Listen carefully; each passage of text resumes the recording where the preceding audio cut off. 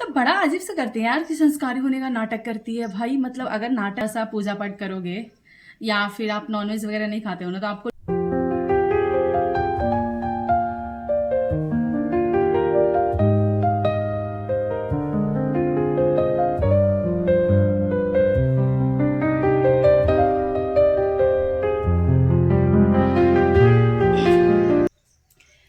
Hello guys, good morning, Radhe Radhe. Welcome back my YouTube channel Aastha Jyoti. I hope आप लोग अच्छे होंगे, मैं भी बहुत अच्छी हूँ। तो आज मैं कुछ डिफरेंस ट्राई की हूँ ब्लॉग बनाने में। तो आप लोग बताना, जो आपको पीछे का बैकग्राउंड दिख रहा है वो कैसा दिख रहा है, मतलब अच्छा लग रहा है ऐसे थोड़ा स्पेस लेकर? तो आप लोग प्लीज़ कमेंट्स में बताना। एंड अभी मैं आई हूँ छत पे खाना वाना बनाकर। और टाइम कितना हो रहा है? 8:30 से ज़्यादा हो गया और 9 से कम हो रहा है। अभी मुझे अपनी रूम की साफ़ सफाई करनी है। एंड उसके बाद मैं नीचे जाऊंगी। देखो, मैं कल जो कपड़ा फोल्ड करके रखी थी उस पर बहुत ज़्यादा एक गर्दा ऊपर से दीवार है ना, वो जो थोड़ा झड़ता है, तो इस वजह से उस पर गिर गया है। चलो अभी करते हैं साफ़ सफाई। एंड प्लीज़ कमेंट्स में बताना कि कैसा लग रहा है ये वीडियो, ऐसे मैं बना रही हूँ सो। एंड आज मौसम बहुत प्यारा किया हुआ है, बिल्कुल भी बारिश सुबह सुबह हुआ था, आई थिंक 3 बजे बारिश हुआ था। और उसके बाद अभी ठीक है, धूप नहीं है। मुझे धूप नहीं रहता तो मुझे बहुत अच्छा लगता है, धूप आता है तो भाई बहुत प्रॉब्लम होती है। चलो काम करते भाई, लेट हो जाएगा नहीं तो। पता है, सारा काम एक तरफ और मेरी खुद की रूम की सफाई करना एक तरफ। मुझे बड़ा अच्छा लगता है जब मैं अपने रूम को अरेंज करती हूँ। एंड ये जो कंफर्टर है ना, अभी थोड़ी थोड़ी ठंडा आ चुका है, ठंडा नहीं आया मतलब, वो जो बारिश हो रहा है ना उसकी वजह से थोड़ी सी ठंड वाला माहौल रहता है। ऊपर से अगर आप, मेरे रूम में फ़ैन नहीं है, तो फ़ैन नहीं तो कूलर ऑन करो तो ज़्यादा हवा लगता है, तो इस वजह से और ठंड लगती है। फ़ैन रहता तो चलो ठीक भी था, मैनेजेबल था, बट नहीं है फ़ैन, तो इस वजह से थोड़ी सी प्रॉब्लम होती है। कोई बात नहीं। यहाँ पे मैं लगा रही थी झाड़ू, और यहाँ पे जो मैं बड़ा वाला मैट बिछाती थी ना, मैं उसको हटा दी हूँ क्योंकि बारिश के पानी आ जाता था तो भीग जाता था। तो अभी ऐसा ही ठीक है। आप लोग बताना कैसा लग रहा है। फाइनली मैं आ चुकी हूँ ये अपने कमरे में, प्यारे से कमरा जो हमारा है ना उसमें। और मैं अभी सारा काम कर चुकी हूँ, जैसे मैं खाना बना ली, झाड़ू पोछा बर्तन कपड़े भी जो मुझे धोने थे वो भी धो दिए। एंड अभी मैं आई हूँ अपने इस कमरे में जहाँ पे मैं करूँगी अपनी स्टडी। एंड मैं पूजा वगैरह करके आई हूँ, ठीक है। तो ये मैं क्यों बता रही हूँ, हाईलाइट कर रही हूँ पूजा, क्योंकि पता है जब मैं पूजा करती हूँ या फिर मैं नॉनवेज नहीं खाती हूँ, तो मैं ऐसे कभी भी सोशल मीडिया पे बोली हूँ कि आप नहीं खाओ। मैं हमेशा एक बात बोलती हूँ, अगर जिसको छोड़ना होगा वो खुद से छोड़ देगा इंसान। आप किसी को फोर्स करोगे तो ये पॉसिबल नहीं होगा। बट हर इंसान के लाइफ में अपने एक रूल होते हैं, हमारे भी लाइफ में एक रूल है कि मेरे जो स्पेस है ना, जैसे कमरा है, इसमें कोई ना आए नॉनवेज खाकर, चिकन खाकर। मैं इस बात का ध्यान रखती हूँ क्योंकि मैं नहीं खाती हूँ, तो मुझे ये चीज़ अच्छा नहीं लगता है ना। बट कुछ लोग पता है क्या बोलते हैं, पहले तो मासी खाते रहती थी, जैसे मैं बचपन में खाती थी। मैं ऐसा नहीं बोल रही कि मैं स्टार्टिंग से मेरे घर में कोई नहीं खाता, मेरे घर में सब लोग खाते थे। बट होता ना, एक टाइम के बाद आपके अंदर चेंजेस आते हैं, आप नहीं खाना प्रेफर करते हो। तो मैं बहुत टाइम से नहीं खाती, मतलब 10-12 साल तो ऐसा हो गया, 12 से 15 साल हुआ कि मैं बचपन से नहीं खाती थी। बीच में 5 से 6 महीना पता नहीं मेरा माइंड क्या ही भरनेट हो गया था, मुझे नहीं पता। तो आज के 4 साल पहले मैं बीच में 6-7 मंथ मैं खाई हूँ, तो ऐसा नहीं कि डेली, बट हाँ 2-4 बार ही, बट मैं खाई हूँ। तो ये मेरे से गलती हुआ है मुझे लगता है, बाकी जो खाते हैं उनके लिए कोई गलती नहीं है, ठीक है। बट पता है कुछ लोग क्या बोलते हैं, संस्कारी होने का नाटक करती है, तुम्हारी तरह मुझे नाटक नहीं करना, ये नहीं करना, वो नहीं करना। पहले एक बार नाटक करके ही देखो, अगर तुम्हें लगता है कि नाटक है तो एक बार नाटक करके देखो, पता चलेगा कितना मुश्किल होता है नाटक करना। इतना ईजी नहीं है कि तुम नाटक कर लोगे। और सबकी बस की बात नहीं है नाटक करना, अगर हम नाटक कर रहे हैं तो। यहाँ अपने जीव के स्वाद किसी को कम नहीं होता, और यहाँ नाटक बड़ा दूसरे को बोलने आ जाते हैं मुंह उठाकर कि नाटक करें, मतलब ये चमड़ा को मुंह मिल गया है ना, कुछ भी बोल दो किसी को भी। और मुझे इस बात पे बहुत गुस्सा आता है, और खास करके इस बात पे अगर मुझे कोई कुछ बोलता है ना कि नाटक कर रही हो, तब तो मुझे बहुत गुस्सा आता है। चलो कोई नहीं, लोगों के पास अपने जुबान है, कोई कुछ भी बोलेगा। और मैं आज बना रही हूँ ये जो हमारा स्टैंड है ना, उससे मैं ब्लॉग। एंड थोड़ा सा मुझे लग रहा है अच्छा लग रहा है, पीछे का व्यू अच्छा आ रहा होगा।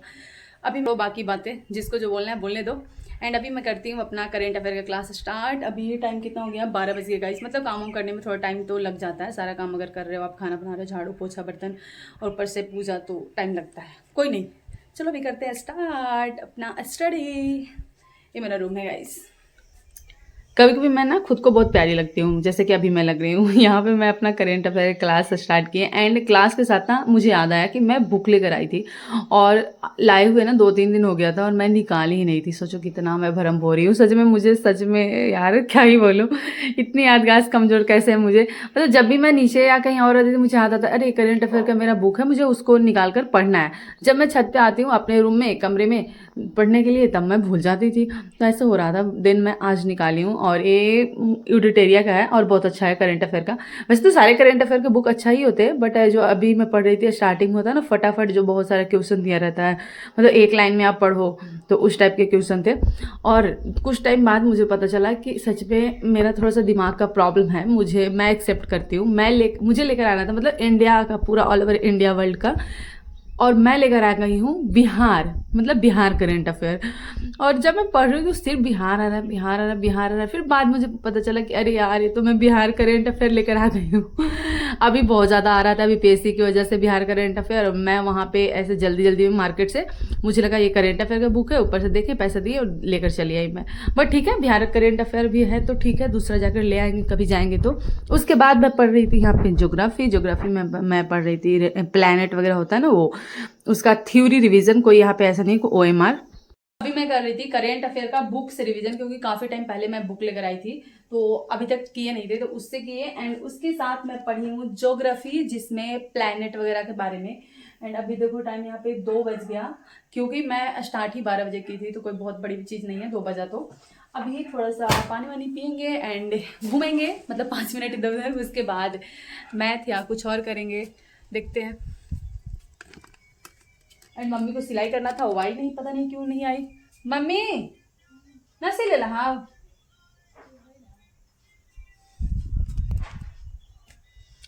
गाइज मैं छत पर आई हूँ क्योंकि पास में कोई तो झगड़ा कर रहा है, आपस में दो युद्ध चल रहा है 2 लोगों के बीच में, तो इसलिए मैं आ गई हूँ। एंड धूप कम है, पहले से तो और भी कम था, बट अभी थोड़ा सा आ गया धूप, तो इस वजह से। और ये हमारा गाँव, और गाँव में चल रही है अभी रोपनी का टाइम, मतलब जहाँ पे धान रोपाता है ना वो।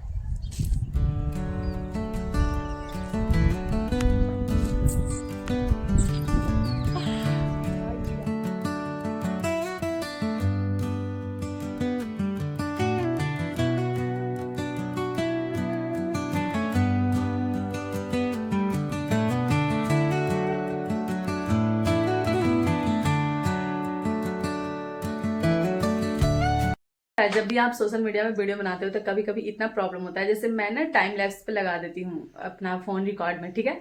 और मैं बना रही थी यहाँ पे मैथ, और अभी टाइम हो रहा है 3:30, और मम्मी जैसे कोई फ़ोन आता है ना तो वो वीडियो वहीं पे स्टॉप हो जाता है, ठीक है।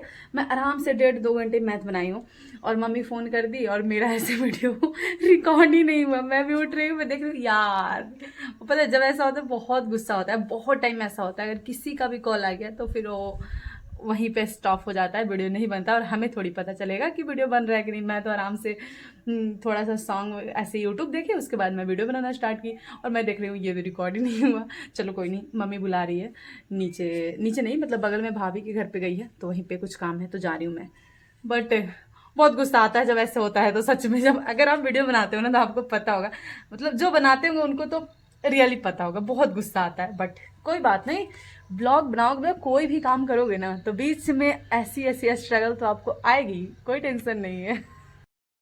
एंड यहाँ पे आए तो यहाँ पे लोग भुट्टा मकई जो बोलो पका कर खा रहे थे, इसी के लिए मुझे भी बुलाए थे। मैं यहाँ पे आकर जो मैं खाना स्टार्ट की हूँ ना, मुझे ना उतने अच्छे से खाने नहीं आता है। पता है आप लोगों को पता होगा कि मेरे दांत में जो प्रॉब्लम था, तो उसकी वजह से मैं दांत का ट्रीटमेंट करवाई थी, तो इस वजह से ना आगे का जो 2 दांत है ना अभी भी उतना स्ट्रांग नहीं है, जैसे पहले जो ओरिजिनल दांत था ना उतना ज़्यादा स्ट्रांग अभी भी नहीं हुआ है।